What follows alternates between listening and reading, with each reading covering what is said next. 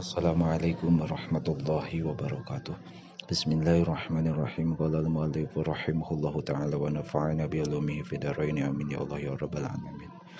Minal muruati eta tetep dina satengahna boga kaera ayun sita ari ngaragepkeun saal akhu hiji dulur li akhihi ka dulurna ieu si akhu.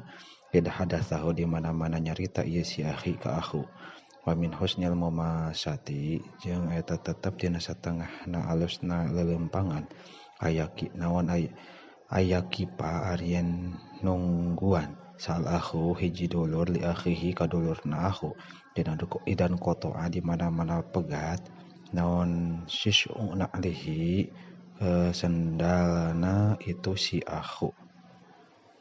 naon sis'una alihi tali sendalna itu si akhu an Anasin katampi ti Sayyidina Anas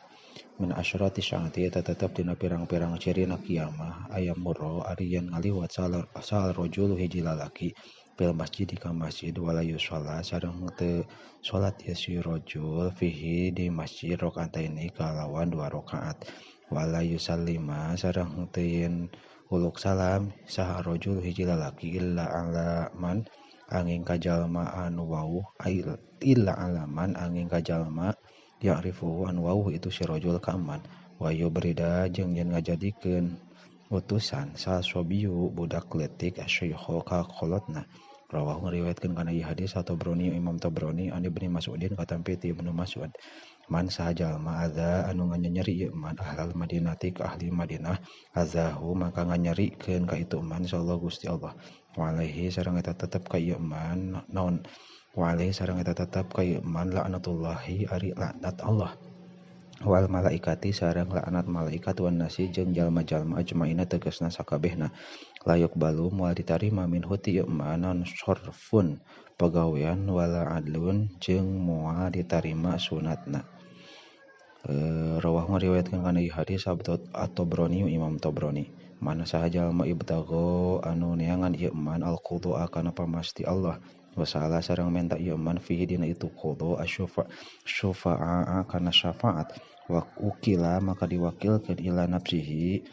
kana ukila maka diwakilkeun ieu man ila nafsihi kana awakna ieu man paman sareng saha jalma ukriha anu dipikangewa saha alaihi ieu man angzala mangka nurunkeun sallallahu Gusti Allah alaihi ka ieu man malakan ka hiji malaikat yusaddiduhu anu nutupan ieu malaka ieu man rawahu ngariwayatkeun kana ieu hadis At-Tirmidzi Imam Tirmidzi an Anasin katampi ti Sayyidina Anas man sajalma ubtulia anu dicoba ieu man pasawaro tuluy sabar ieu man wa utiya sareng dipaparin ieu man pasyakara tuluy syukuran ieu man wa zulima sareng didolim ieu man faghfaro mangka dihampura ieu si man paghfaro mangka ngahampura ieu si man wa zalama jeung ngadolim ieu man pastagfaro tuluy minta hampura ieu man ulaika ari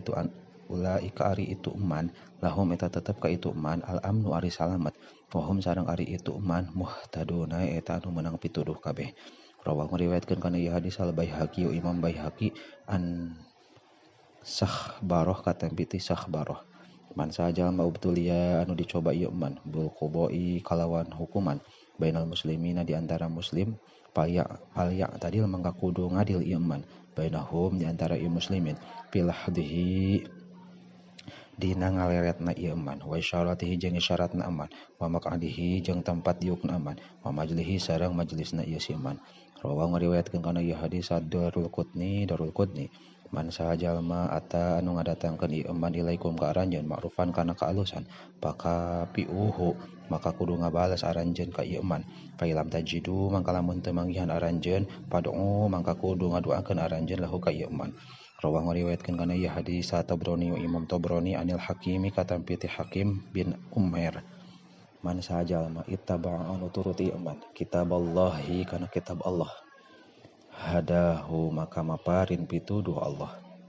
ka ieu man minadhalalati tina kasasaran waqahu jeung ngaraksa Allah ka ieu man su'al hisabi kana goreng hisaban yaumul qiyamati dina poe kiamah. Rawahu ngariwayatkeun kana ieu hadis Tabrani Imam Tabrani an Ibnu Abbasin katampi ti Ibnu Abbas man sajalma taqwa nu taqwa ieu man Allah ka Gusti Allah asya maka hirup ieu man qawiyan hana kuat wasaro sareng lempang ieu man fi biladihi di nagarana ieu man aminan halna anu salamet. Rawah ngariwayatkeun kana ieu hadis Abu Nuaim an Aliyin katampi ti Sayyidina Ali.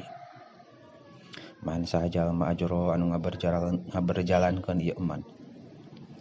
Man ari saha jalma ajro anu ngaberjalankeun sallallahu Gusti Allah ala yadihi kan awakna eman parojan kana kabungahan li muslimin ngajalma Islam paroja maka ngabungahkeun sallallahu Gusti Allah anhu ka itu eman kuroba dunya kana kasusah dunya wal akhirati sareng akhirat. Rawah ngariwayatkeun kana ieu hadis al Khatib Imam Khatib anil Hasan bin Ali katampi ti Hasan bin Ali wallahu a'lamu bissawab.